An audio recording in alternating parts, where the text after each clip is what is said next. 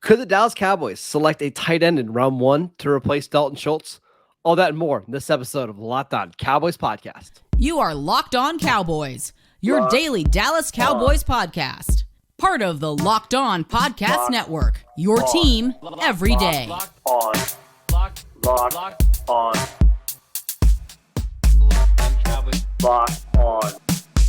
Cowboys. Welcome back to the Locked On Cowboys podcast, part of the Locked On Podcast Network, your team every day. We'd like to thank you for making us your first listen of the day. I am Marcus Mosher. You can follow me on Twitter at Marcus_Mosher. He is Landon McCool. Check him out on Twitter at McCoolBCB. Landon, today we are talking about the top three tight ends in the 2023 NFL draft. And if one of them could potentially replace Dalton Schultz, how much fun was this group to watch on tape?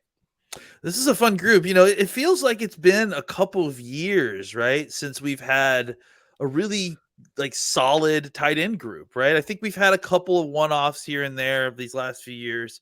But I'm trying to think back when the last time was that I saw a group of 3 to 5 tight ends that I feel like are all in that middle first round to top of the second round kind of range, right? And these three are three of the best. So I'm certainly excited to talk about them. Yeah, because in 2021 we had Kyle Pitts go at 4, and then I don't think we had another tight end drafted for a while.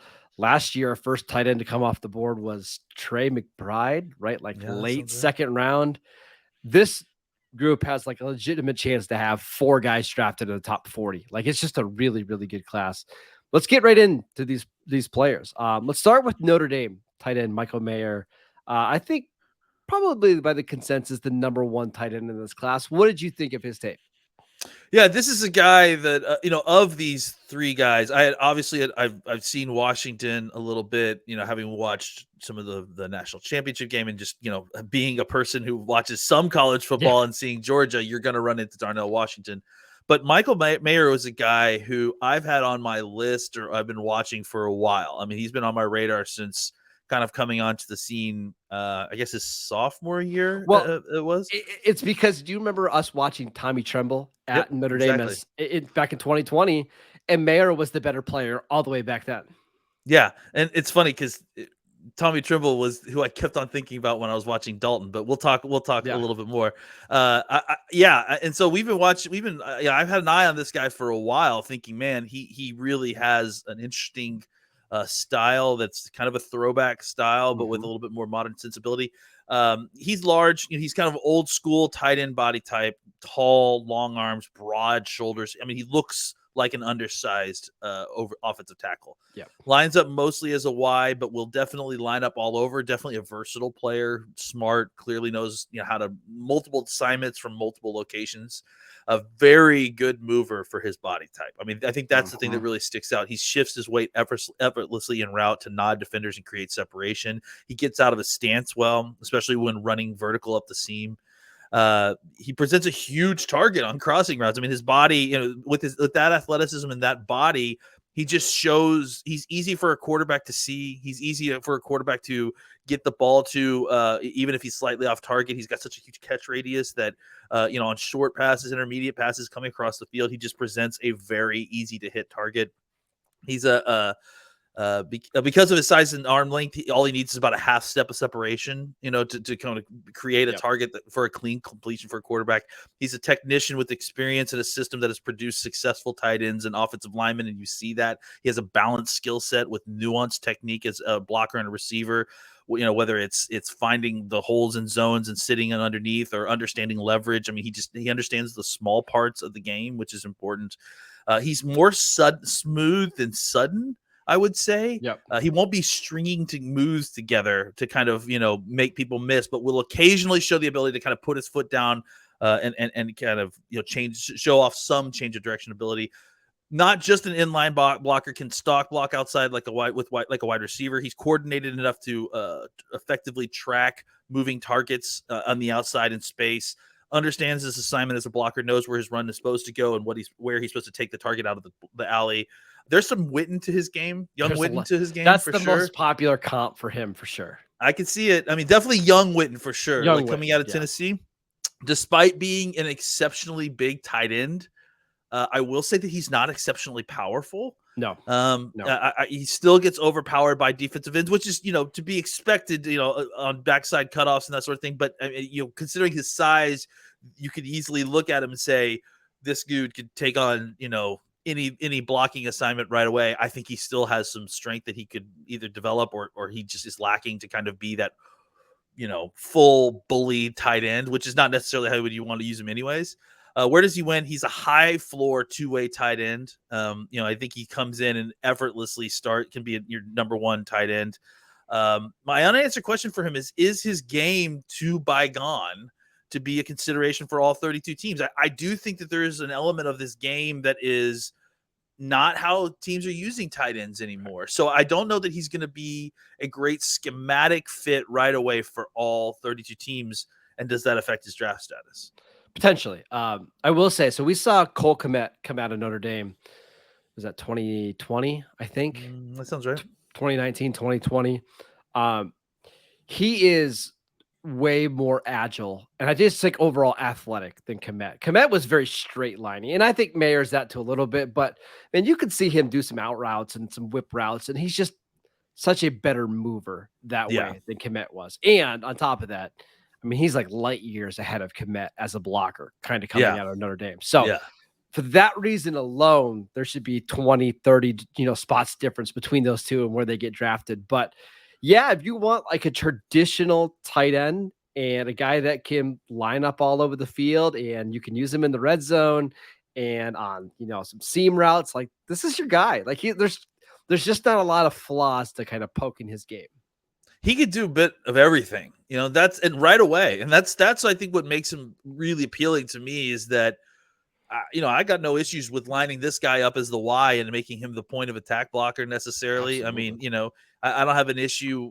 I mean, I mentioned that he struggles at times kind of, trying to cut off on the backside of wide zone. But I mean, I don't think I'd have any problems with him being there most of the time. I think he for the most part, he can do that stuff already.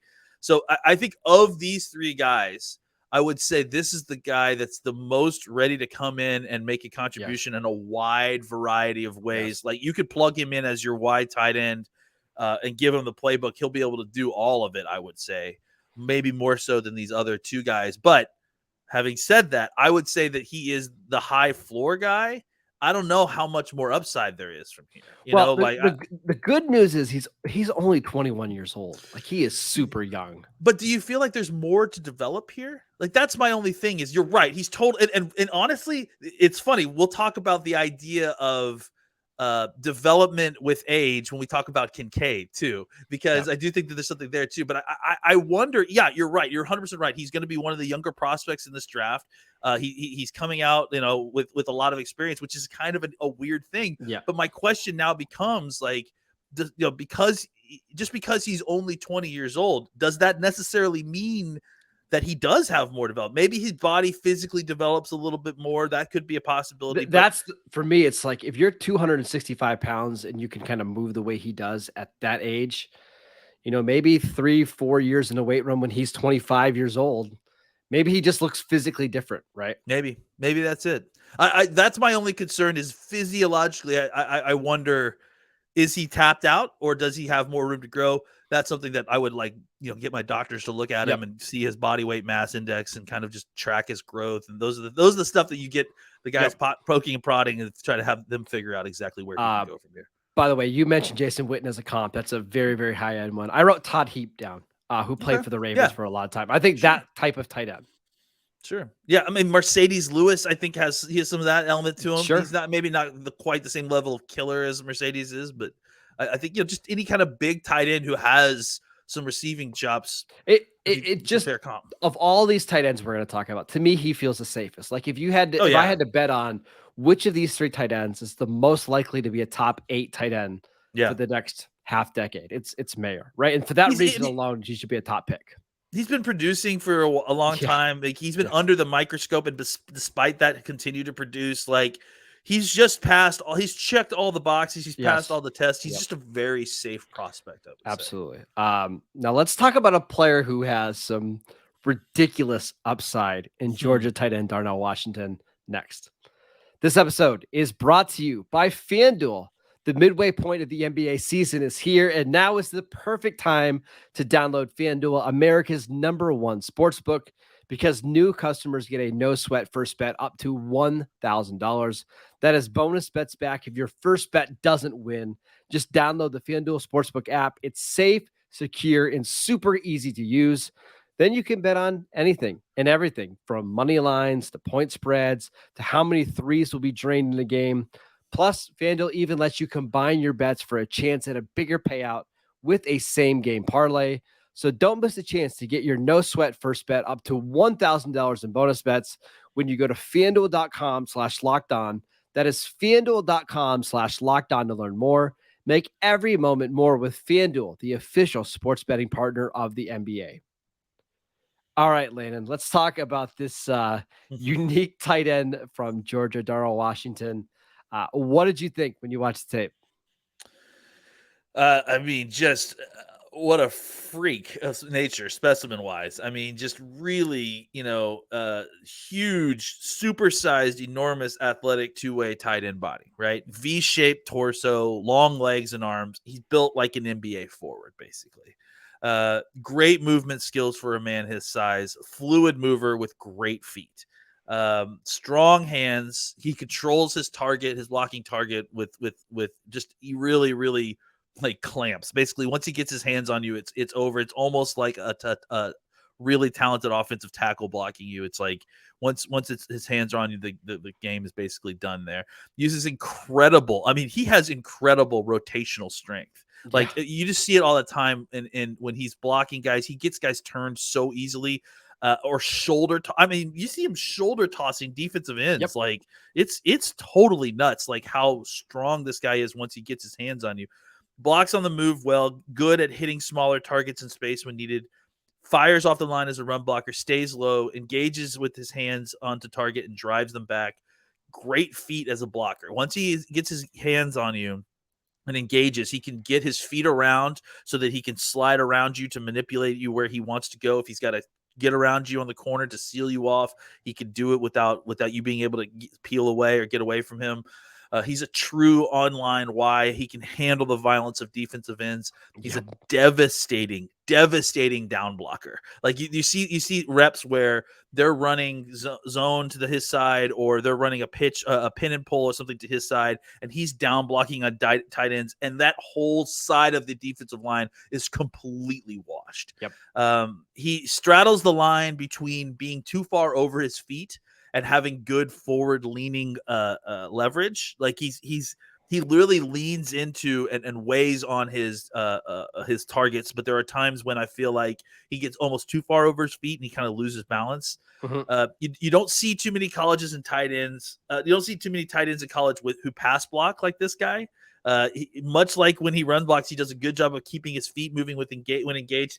There was another tight end on Georgia's offense, obviously. I mean, for those who don't know, that got a lot of targets as well. And so there's lots of times when you see Washington in pass protection, and he looks very comfortable doing it, almost like if he could put on maybe 20 or 30 pounds and be an offensive tackle if he needed to be.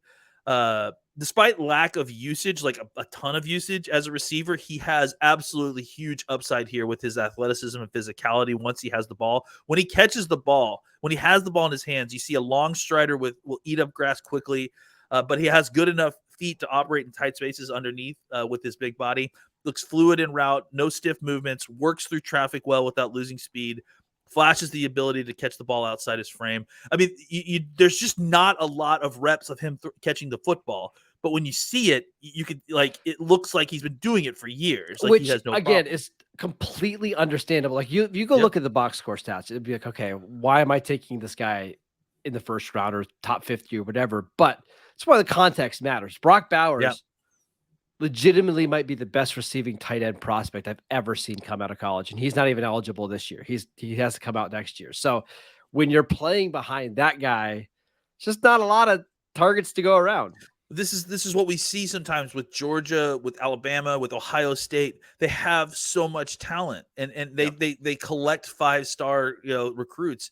Sometimes those guys, even though they're incredible athletes, They don't develop as quickly. They can become better NFL players. Sometimes they sit behind guys that are absolute ridiculous superstars. Or and they just have to fill different roles, right? Because Exactly. Bowers can't block, Washington can't. So obviously, if you've got two of the top 5 tight ends in the country on your team, the guy that's not quite as good as the top guy isn't going to get as many snaps. That doesn't mean that he isn't an incredible NFL player and certainly won't grow into it. And again, I think that this guy's game is, I think his best football is ahead of him. Without a doubt. 100% agree. Where does he win? Physical blocking tight end with enormous untapped receiving potential. Like, just because it's not just like a, who is the Baylor basketball player? Rico Gathers.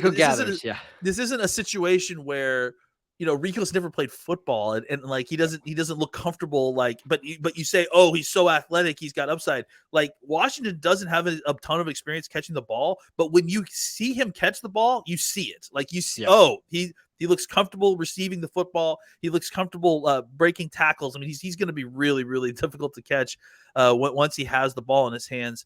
My unanswered questions for him are, how far away is he from being ready to be a featured weapon in an offense? Because he's going to be a tight end. You're gonna probably have to get a day 1 or day 2 pick to get him, and you're going to want to incorporate him as a part of your offense really soon. How quickly is he going to be up to the level of skill that's required to be that kind of main focus of an offense? So the good news is that tight ends typically take 2 or 3 years to develop anyways, right? Yeah. I think Washington's going to need some time to learn how to be a functional, to be a featured receiver. Yeah. But the good part is he could block right away. Like, he's an NFL blocker right away. So you can get value out of him as a rookie right away. And I think about like the goal line stuff, right? Yeah. He lines up at the goal line. You have to treat him like he's a weapon, right? So whether that's a linebacker on him or a safety, but if you have a linebacker lined up against him blocking in the goal line, he's going to win that matchup every time. So he gives you big numbers advantages in short, yardage situations. The other thing I was going to tell you is I've got some pretty official numbers on him. This is from last year's Georgia Pro Day. 6066, 273, 464, 40-yard dash. Wow. 270 plus. That's crazy, man. So my comp for him is like late career Martellus Bennett. Like, once Bennett kind of figured things out, it became a little bit more mature. Just so big, such a good blocker, and he does enough in the passing game that you have to respect him. I really like Washington. Yeah, I think I do too. I mean, just the upside is there. You like you said, you don't see a lot of developmental receiving tight ends that have value right away. I mean, he can come in, like you said, right away and play snaps for you as a blocker. Not even just the goal line. I think in general, just the red zone from the 20 in. Yeah. Like, I think he could be a really, really valuable target just because things get condensed and he's a big body that can move in the middle that you can throw the ball up to. So, I really, really like him. I think that he's going to be a really, really great pro, even better than he was in college. Yep. And I think he's really, really going to be a handful for defenses trying to tackle him once he has the ball. I will also say that we saw last year that Jelani Woods, who came out of Virginia, I think he was a third-round pick from the Colts. Right? That's a good comparison too, honestly. But he's so much younger. He's such a better blocker. And in fact, I think he's more of a natural receiver. Yes. And Woods had a pretty nice rookie season for the Colts. So I think you can get that type of production right away without even having to squint too much. Yeah, he's plus Jelani Woods for sure. Like, I mean, I think that in that sense, that combination of blocking and receiving and receiving upside with this athletic ability, I could definitely see that. But obviously, he's way more advanced in all areas, including receiving, and definitely much more devastating as a blocker even than Jelani Woods. What about Dalton Kincaid? Could he be the next guy to replace Dalton Schultz? All that next. All right, Landon, let's talk about Dalton Kincaid from Utah. Could a Dalton replace another Dalton? What did you think when you watched the tape? This guy's very different, right, than these other guys. Average height, but thinner for a tight end. Long legs and arms, but underdeveloped muscle mass there. Profiles more as a move tight end. He can line up at Y, but likely won't make a living there, especially without putting on some muscle. Skilled receiver. Can find and then sit in holes in zone defenses. Can create separation with nuanced route running. right now, I would say he cannot be relied on much more than as a get in the way blocker. He isn't moving bodies and will often bounce right off of targets. But you have seen marked improvement from last year and this year. I did watch some 2021 tape, and he looks better than he did last year as a blocker. You don't want to run behind him as a point of attack blocker or have him consistently cutting off backside defensive ends. His hands will get outside of his blocking target's frame at times, which will put him at risk for holding calls. And a percentage of his block attempts really do look like him diving to tackle somebody or a diving. I actually wrote down a percentage of his block attempts look like diving tackle attempts on a greased pig because he tries to like jump and grab at guys and then they just slip off of him.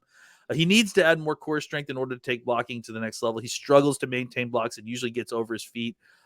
I mean, again, I don't want to harp on this part, but I literally, in the Florida game that I watched, I literally witnessed him to attempt to block a sub 6 foot, sub 200-pound sophomore safety on the Florida team in back-to-back plays, and he got his butt kicked both times. One of those, he was actually thrown to the ground by this kid. Yeah.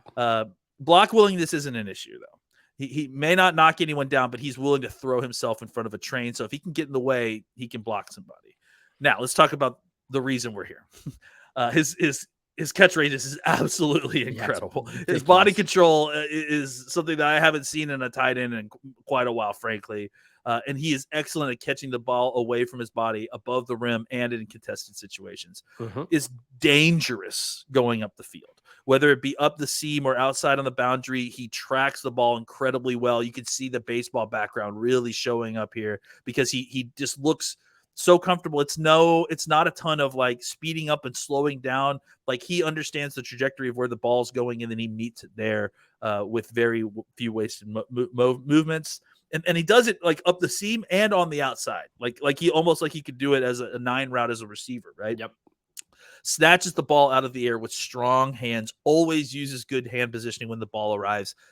He's not a huge yak guy, but he can be slippery after the catch, but big gains are mostly through the air, not after the catch. He did, you do see him making missed tackles, but that's not like his game necessarily. I would say his game is more vertical than that, right? You're going to see more of him catching big catches down the field and being tackled immediately than catching a 10-yard pass and then turning it into a 40-yard pass, right? Sure. Good lower body flexibility means that he bends in his routes at full speed. Which is a really great trait on seam routes to dictate leverage. He can lean in and out of his routes, which creates a bubble underneath coverage, which gives a nice throwing lane to the quarterback. He drops his hips at the tops of routes and explodes out of his breaks more so than these other guys. When he's in route and he's get to the top and he's got a break, or if he's got an option route, this guy creates separation in a way that those other guys don't necessarily need to because they're bigger, but also just they couldn't. Right. Gets off the line with the burst, immediately puts fear in defenders. Didn't play much high school football, inexperienced player. You can see him growing leaps and bounds every game. That was the thing. I watched the games in order of chronologically, and you could see every game, and especially in the jump between last year and this year, he's getting better very quickly. How do you weigh the upside? This is what I was just talking about before. How do you weigh the upside of inexperience in football with his advanced age as a prospect? I think this is something that's going to be a conversation that folks will have. Reminds me a bit of the Grant Calcaterra situation. Yes. Where he is where he's a talented wide receiver, but it might already be too late to get much in the way of blocking out of this prospect. Where does he win? Receiving tight end, seam buster with upside to develop other parts of his game. Unanswered question. He does one very important thing very well, but how quickly or likely is he able to develop the other aspects of his game? The good thing is he doesn't need to be a great blocker. He just needs to be not awful. Yeah. Right now he's pretty awful, right? That's pretty the problem awful right now. Yeah. But we've seen these guys before get to be at an acceptable level at blocking, especially with time, right? Like that is a skill that you can learn over time. It's not very often that it happens the other way, where you are a great blocker and then all of a sudden you turn into a great receiver. I kind of comped him to like just a lesser version of Dallas Clark. Like that's kind of the role that you're going to have to use him as, where, hey, by the way, here's his size. 6'0", so under 6'4", 239. Yeah, and I don't know that.